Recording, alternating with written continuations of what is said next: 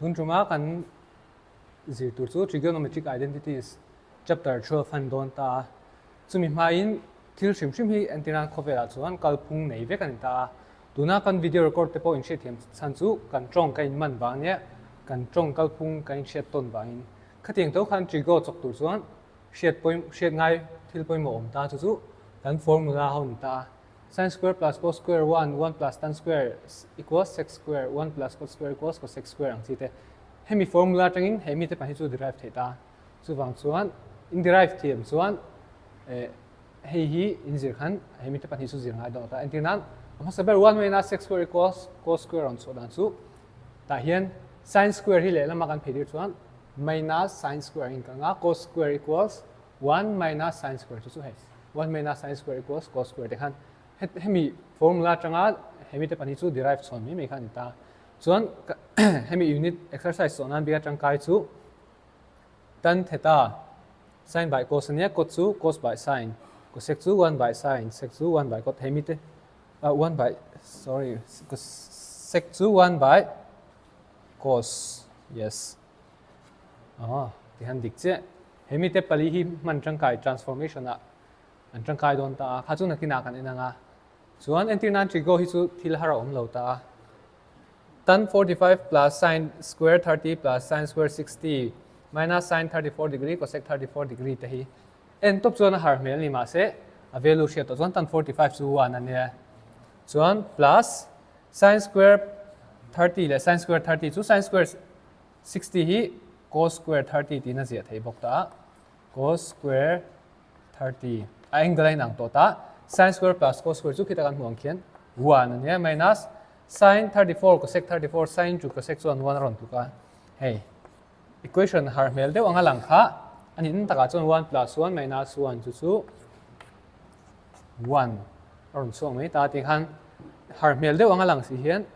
trigo chu a chodan akal dan tu she chuan o samdei na cho thei dona kha bang khan trigo thiam tu chuan cho tam le a formula thiam bel kha ngai don ta chuan exercise 12 kan lu tanga question number 1 kan in halang 1 plus tan square a into 1 plus sin a into 1 minus sin a equal to 1 ti proof or ta hei hi ama sabera kan en tu chu algebra anga transform thei om kan en photang chu algebra anga transform thei kan ti chuan engte kan ti chuan tuna po 1 plus sin a into 1 minus sin a hi a plus b a minus b form kan ta chu formula ma kan explain chuan hetlai mi 1 plus tan square a chu angai kan la photanga chuan tunami 1 plus sin 1 minus sin chu a plus b a minus b chu a square minus b square formula kan hong thei chuan 1 square chu 1 ania square chu zia lan kher ngai lo 1 plus tan square na tu chu sec square don ta sec square a chuan 1 minus sin square chu cos square ron tu don cos square a chuan ta hian hei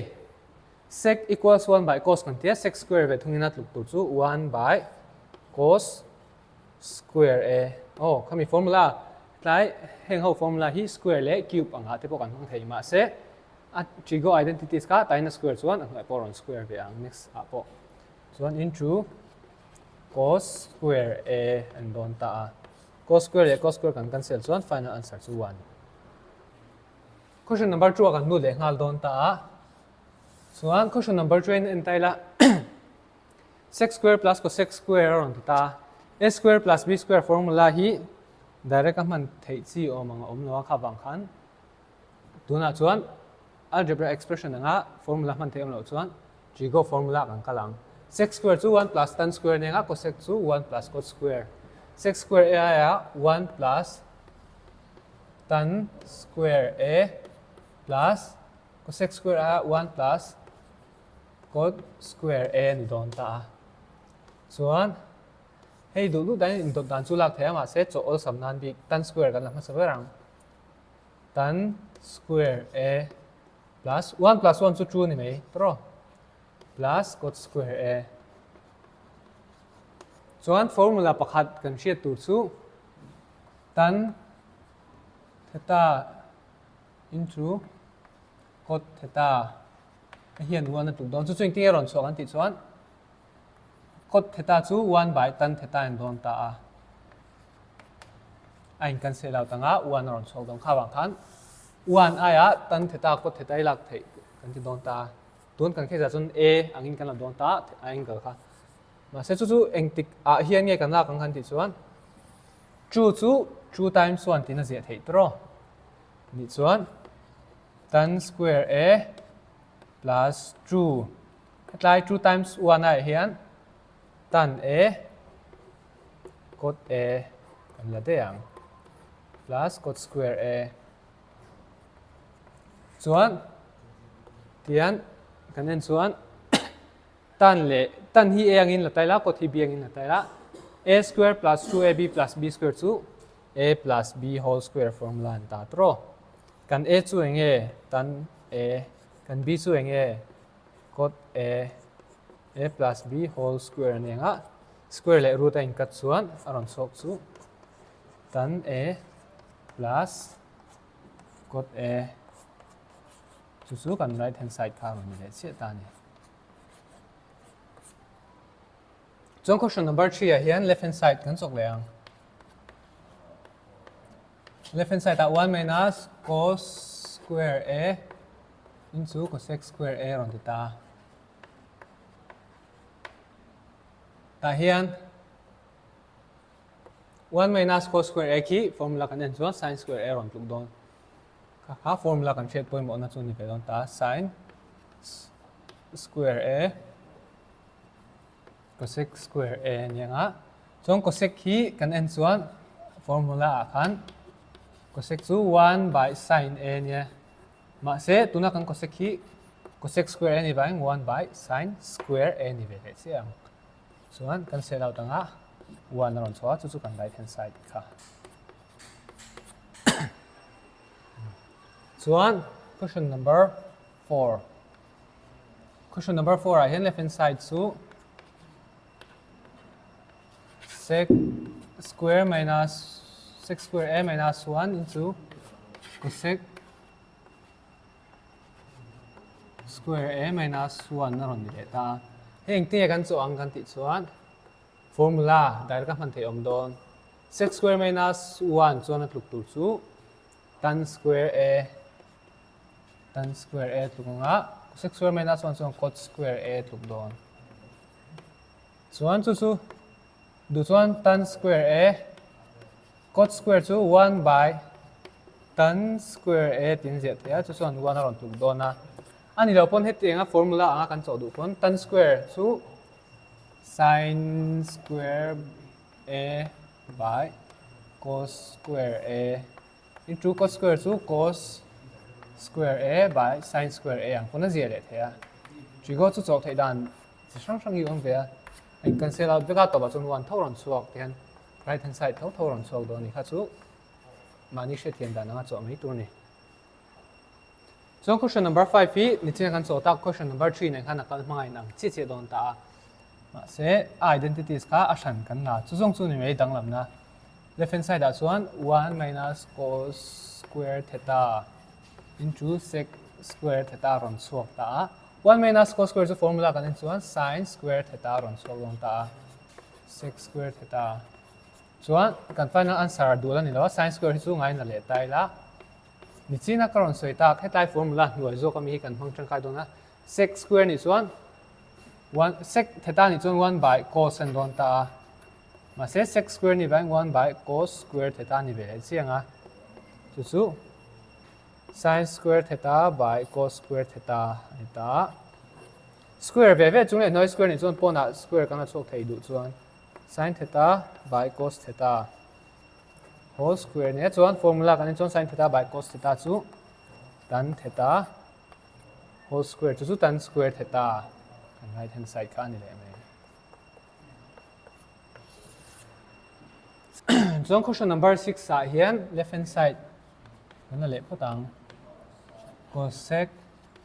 a 1 plus cos a cosec a minus cot a ta hian kan en chuan bracket a pani engimo plus engimo minus engimo formula expand thei dan ma se a number te lai nang lo chu ti in ang kan tu mang chu te kan ti in ang theng kan ti chong cosec hi kan multiply lu tang heta hian hemi te pani kan sok don ti han chu cosec into 1 chu cosec a nianga plus cosec into cos cosec a cos a nianga chong cosec a cos a tan kan chung hal me cosec chu formula kan chuan 1 by sin nianga 1 by sin a into cos a ni chuan cos a by sin a nianga chong cos a by sin a chu nge kan ti chuan cot aron suak don cot a tiang kan shortcut a cosec into cos 1 cot aron tuk tin ani chu chuan cosec a minus cot a kan lo nei ta a plus b a minus b he chu algebra formula mangin a square cosec square a minus b square cot square a nianga cosec square minus cot square na tluk tur chu formula kan chuan 1 chu kan right hand side kha zong kha ne tun khushana kha chuan hemi multiply lua hemi ron chu dan te kha a har lai chu ne ma se cosec into cos hian cot a ron tuk ti kan hre to ta kha bang khan engma harong chuang lo chuan number 7 and direct in formula man the lo kha bang khan algebra angin kan chokang a plus b a minus b formula le chia kan a chu cosec a nianga a plus b chu sin a chuan a cosec a minus sin a plus b a minus b ron chuak ta a chu kan cho chuan a square cosec square a minus b square sin square a right hand side ne n kop cheu hi poi mo hi exercise b ka pe chuan hei square minus square ron so tan square plus square ron chok ta adik lo deuh ma se dik trep chete siam ram ngai ti na ne chuan cosec le sin kan ne cot le cos ron pe dei sia ta chuan nge kan substitute dang kan ti chuan cosec a hiang tinge expand thei kan ti chuan cosec a chu 1 plus cot square minus sin square a nianga chuan kan le che chong cot square hi kan du tak kha ne a sira kan la phei ngal de ang cot square a plus 1 minus sin square a ang in chuan te kan siam mem hian 1 minus sin square a hi formula kan hmang le thei hlo 1 minus sin square a ina tuk tu chu cos square a n dona chu kan right hand side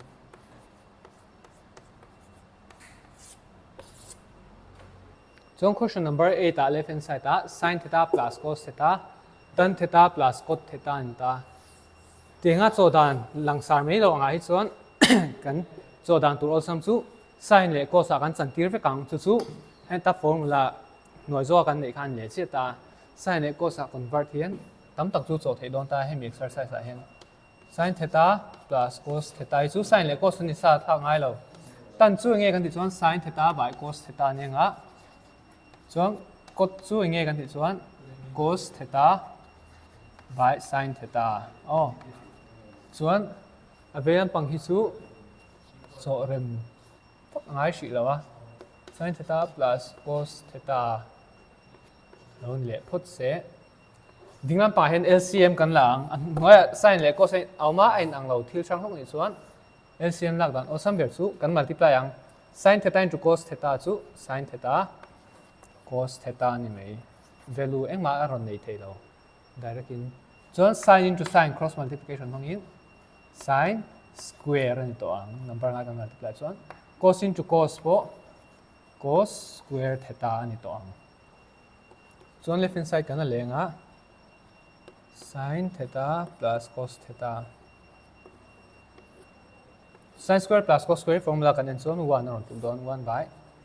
sin theta cos theta ni nga chuan kan multiply thei hei achunga mi 1 ni kan multiply chuan sin theta plus cos theta divided by sin theta cos theta ron so don ta chuan achunga ma kan chun zo mang ta hian friction in tirnan a A plus B by C kan nei chuan A by C plus B by C angin kan split thei thina tiang tho khan tuna kan function po sin plus cos by sin theta cos theta hey A plus B by C ni ta se A by C plus B by C angin kan chantir na tiang ani chuan sin hey A by angai C tu chu sin theta cos theta plus B by C chu cos theta by sin theta cos theta chuan chu ti ni chuan sin e sin kan kata cos e cos kan kat le ni chuan 1 by cos plus 1 by sin theta ron suak ta chuan 1 by cos chu formula kan en chuan sec theta nenga 1 by sin chu cosec theta chu kan right hand side khan ni le chiang question number 9 kan du le nga lang 1 plus sec by sec A equals sin square by 1 minus cos en top chu na dang hlak ta ni atira kan nei le to paron suak tur hi ma se boy chon lo tur nia engting e next step in chong ti share the dan pakhat chu left hand side and right hand side compare ngai ngai 1 le sec kan nei a sin 1 le cos aron chan chu sin le cos a chan tir ni che formula a hnuai zo ka miang khan kan man le ngai dong tin ani chuan sec hi engting e kan chan tir ang kan ti chuan 1 by cos A by hnuai point 1 by cos A fraction om chonga ma se tai na chung hen LCM kan chung photang 1 plus 1 by cos A chu 1 by 1 angin na tai la 1 into cos A chu cos A chuan cos A into 1 chu cos A plus 1 into 1 chu 1 anianga chuan 1 by cos A chu into fraction om chong chu letling zong kan la thea reciprocal in cos A by 1 cos A le cos A cancel out ta cos A plus 1 ema 1 plus cos A ti theta 1 plus cos A angin ziak zok tai la hei ron chuak ta kan top angin lang ta hei right hand side angin compare ta intia next move kan kal le ang ti kha kan ngai to chen chuan hetiang ang forma kan siam hi ngai don ni chuan sin square A mo 1 by cos A hi engtin moni kan nei ngai don chu intia kan nei theng kan ti chuan 1 minus cos A tun truma chuan lak rem don hei tuna kan nei sa 1 plus cos n le 1 minus cos A en zu zui sa ni chuan achung le no hi 1 minus cos A kan multiply khan ngai bok a value chu ngai reng don chan chu hei en cancel na 1 plus cos A hei thoka ron chuak don ma se cancel out loin kan chaw chun zamang achung hi en tai la 1 plus cos A into 1 minus cos A plus B into A minus B chu A square minus B square 1 square minus cos square enga 1 square to 1 divided by hetlai noi kan nei 1 minus cos A kan la leang 1 minus cos A yes so 1 minus cos square formula kan en chuan again ni kan ti chuan sin square A by 1 minus cos A so kan right hand side ka an don chi ta ni so on question number 10 kan du le nga 10 a hian question a tan A by 1 plus sec A minus tan A by 1 minus sec A ron ta chuan right hand side a in chu cosec A ron suak ton ta hian right hand side a sin le cos ti vel ron suak lo ma se case chen khata chuan a tam zoka ka ti hialang sin le cos an convert khan a chaw chaw the ne pon direct in LCM lak pon ron suak thei dona ma se sheet o samnan sin le cos an convert ang tan chu sin A by cos A nianga divided by 1 plus sec chu 1 by cos A plus minus ang chin sin A by cos A 1 minus sec A 1 minus 1 by cos A chuan noi LCM kan la ang sin A by cos A divided by 1 hi 1 by 1 angin kan la nga cos A noi ron chuak nga cos A into 1 chu cos A plus 1 minus hetla ma po kha teng chi khan sin a by cos a whole divided by a 1 by 1 anh lấy la kan multiply chuan hnuai cos a achunga 1 minus sorry cos a into 1 chu cos a minus 1 aron chuak ang chuan reciprocal in kan chok le zu ayang sin a by cos a into cos a by cos a plus 1 ni se minus sin a by cos a into cos a by cos a minus 1 aron suak dona cos le cos kan cancel out chuan aron suak tur chu achung lama sin a hnuai lama cos a plus 1 sin a by cos a plus 1 minus a second part chuan sin a by cos a minus 1 sin a by cos a minus 1 don ta LCM kan la to ang all sum to don atira lak po han aron chok thei ma se soile soin hu tinga cho hian longa aron cho phei chuan cho thui ve te kha nga ya cho dan the mangai oh chuan hnoi pan hi kan multiply nga cos a plus 1 into cos a minus 1 cos a plus 1 into cos a minus 1 hei hi kan chok hal de ang a plus b a minus b chu a square cos square a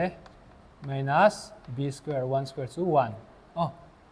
chuan hei le he kan multiply chuan sin a into cos a minus 1 sin a cos a minus 1 minus sin a cos a plus 1 ni nga ta hen kan multiply hal me ang oh sin a into cos a chu sin a cos a oh next line azir le siang sin a cos a minus sin a into 1 chu minus sin a ni nga minus sin a into cos a chu sin a cos a chuan minus sin a minus i keng tel don sin hian oh minus sin a into 1 chu minus sin a sin a cos a minus sin a cos a kan cancel ang chuan hnuai mi chu angai na zia the ma se tuna chuan minus common na kan nak chuan 1 minus cos square a niang ta henga tinga minus kan lak kan ti chuan formula kha lo en let taula cos square a minus 1 value kan nei lo ma se 1 minus cos square a hi formula om thei don kha bang han formula om thei nan minus common na kan la minus i multiply la hei thawi rom sok don kha bang han minus a common kan la formula man thei nan ti na ni chu minus sin a minus 1 chu minus 2 ne so minus sin a po minus 2 sin a by minus 1 minus cos square chu enge formula nei ka te enge formula kan ti chuan sin square a oh sin a le sin square khain katanga negative 2 into 1 by sin a chuan formula kan chuan 1 by sin a chuan nge tluk kan ti chuan cosec a ni ang 2 cosec a which is equal to right hand side tiang hi longa poron so ve thei ti kha she tur ni aso chuan tuna question number 11 anta left hand side akan nei chu sin theta plus cos theta by sin theta minus cos theta plus sin theta minus cos theta by sin theta plus cos theta chuan hei chu algebra kan chuang deuh khan LCM kan zong halam chuan a hnuai le hnuai hei kan multiply photang LCM atan chuan sin minus cos sin plus cos sin theta minus cos theta sin theta plus cos theta in don ta chuan a plus b into a plus b sin plus cos into sin plus cos angai chi ni wang whole square kan hong thei whole square plus hay po sin minus cos về ni và cross multiplication in angai chi ha kan mang le thei whole square sin theta minus cos theta whole square ron chuak ta chuan a plus b whole square chu a square plus 2ab plus b square plus a minus b whole square so a square plus minus a square minus 2ab plus b square so cos square theta niang whole divided by a minus b into a plus b formula chu a square minus b square and don tama se chu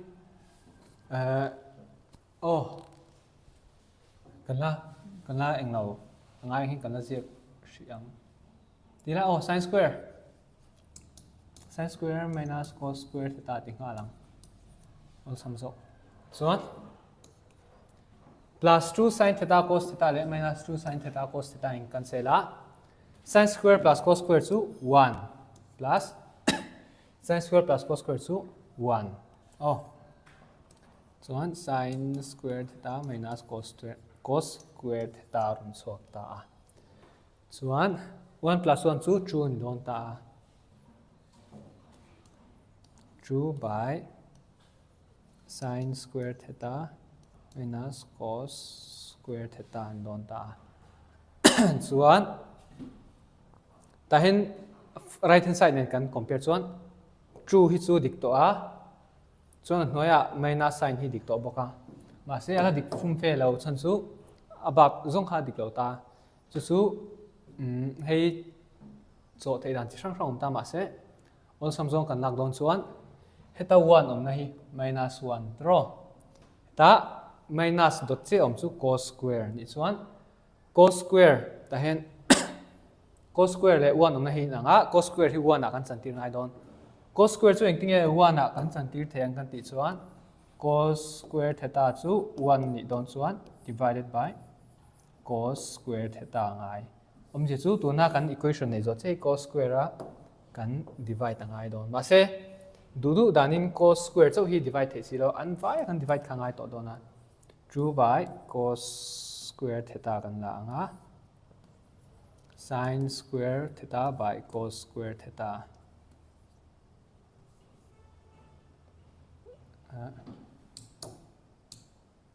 sin square theta by cos square theta minus cos square theta by cos square theta chuan cos square le cos square cancel chun 1 aron sol dona 2 by cos square 1 by cos su sec ani don 1 by cos square ni chuan sec square theta divided by sin by cos su tan ania sin square by cos square ni chuan tan square theta minus 1 chu right hand side ne kan enkop chuan 2 sec square theta by tan square minus 1 2 sec square by tan square minus 1 chuan tikhan question number 11 chu kan zo le a true fa kan lu le ha lang true fa hian question 2 1 plus 1 by tan square a into 1 plus 1 by cos square a ne dai chuan algebra angin LCM ta le tan kan zong hal don LCM hei by 1 ang vevin kan consider anga LCM kan zon don tan square into 1 chu tan square a hei an LCM to chuan tan square into 1 chu tan square a plus 1 into ta hian LCM a cot square kan nei ve thunga cot square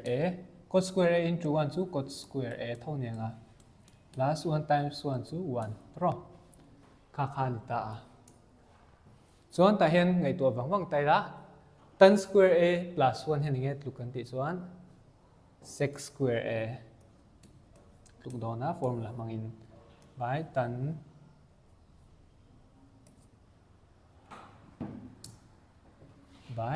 tan square a nianga into cos square plus 1 chuan cosec square A tluk dawn by cot square A. Sorry. Cot square A chuan tan square into cot square sec square into cosec square chu engtin ma a chaw theu ta sec square A cosec square A ni mai chung kan multiply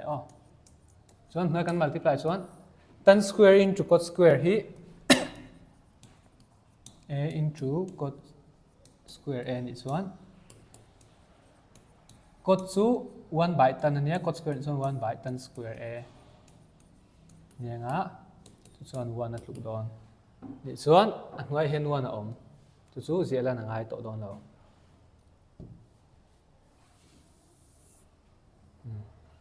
kha lo ni ta a chuan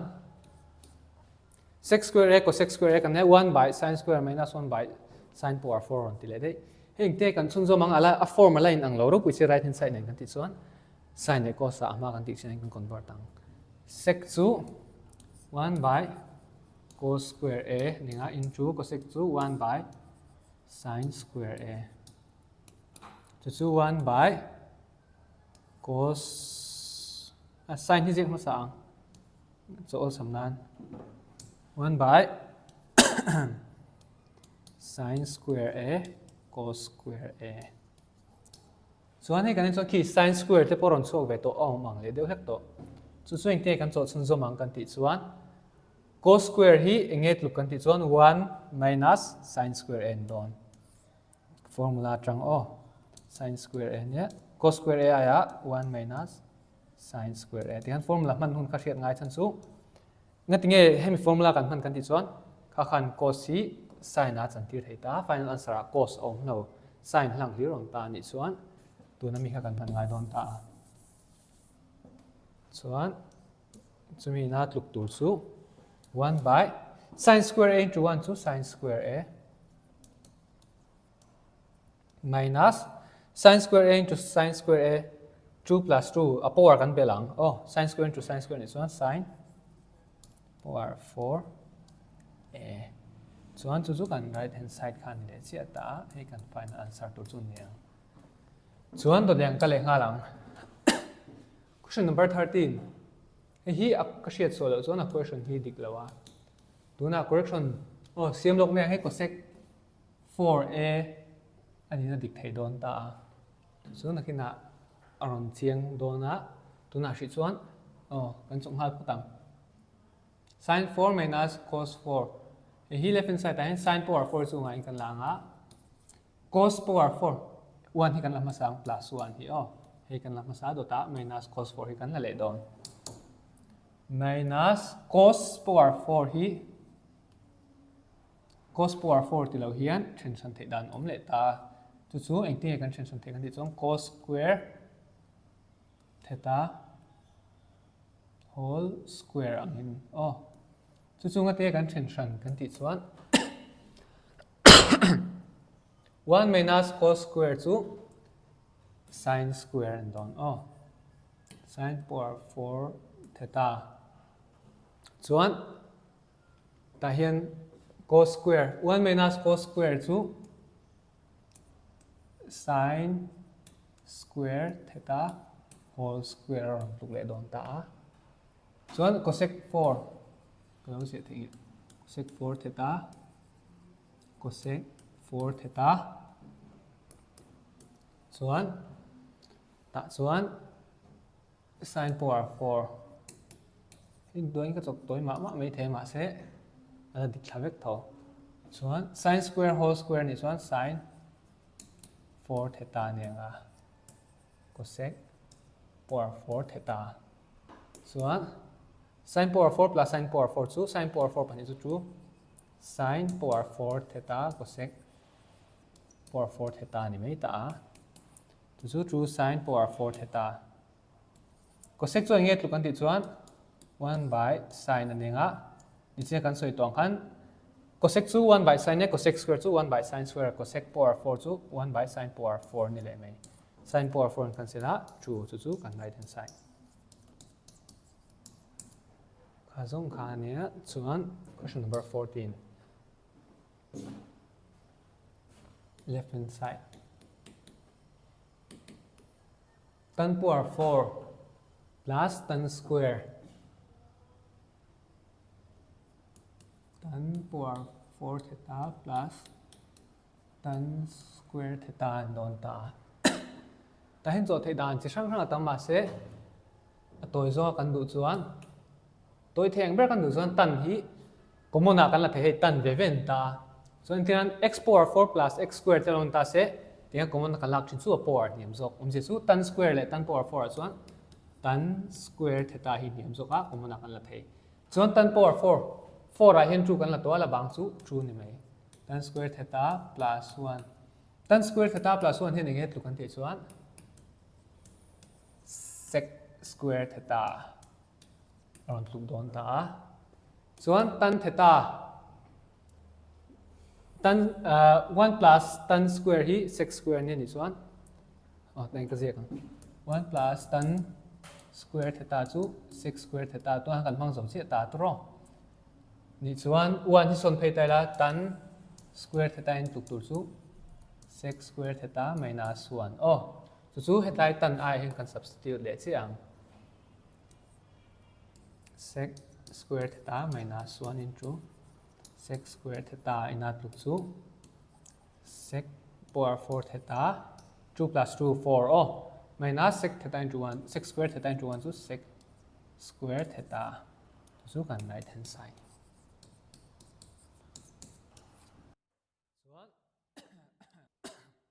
so question number 15 hi kan en lenga tai chon part thum om to ta hian part thi an inequality proof ngai don ta chu tun kan case a chon part 1 hian part 3 atluk ti kan proof potanga part 2 hian part 3 atluk ti kan proof lenga chon an equal vek to don ta so masabera first part kan lang first part ta hian nge kan ne kan ti chon 1 plus cot a plus tan a into sin a minus cos a and don ta so sin hin kan multiply ang sin a plus sin a cot a plus sin a tan a minus cos hin kan multiply le ang minus cos minus si keng tel zel don minus cos a ne nga minus cos a into cot a chu minus cos a cot a minus cos a into tan a this one cos a tan a ti phot tai la chon ta hen multiply ral thei thil khaum ve don ta sin a chu sin a ni se plus sin a cot chu cos a by sin a ni nga chu kan cancel out chuan cos a ron chuak do na sin a tan a hi chu angai hin kan da ngai an multiply thei lo minus cos a ni le nga cos a cot a po hi multiply theo cot a cos a ti to ping kan da ang kan zia thak thleng ve ni chu mingin 2 times 3 le 3 times 2 ai nang reng ang deuh han minus cos a tan a chu sin a by cos a hei po cos a cos i cancel le thei che chuan kan en nga sin a minus sin a minus cos a le plus cos a chuan la bang chu sin a tan a minus cot a cos a hi kan equation 3 kha ne chuan equation 2 khi kan la chaw kan se kan chok ve le chiang equation 2 kan nei chu sec a by cosec a square a minus cosec a by sec square a lo ni le ta se chuan he po hi attention le thei ta all sum zo in kan chok tong sec a by cosec square a te in cosec a into 1 by cosec a kan ti te ang so all sum na an bi tiang question hi long aron chok ve thei a chin chi a chaw dan hi chin chi a deuh bi khang ai ve a cosec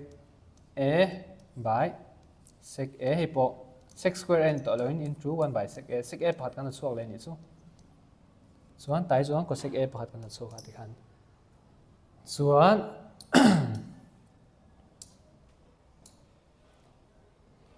sec a by cosec sec by cosec hian nge tlukan ti chuan sec by cosec chu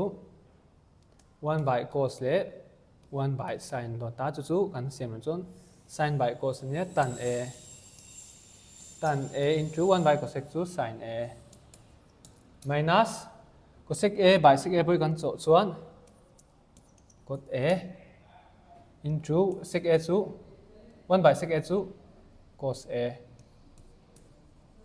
a ron chuaka chu kan siam lem chuan tan a sin a tan a minus cot a cos a so equation 3 bok khani so equation 1 le 2 le 3 and equal vek ti kan proof ta khazong kha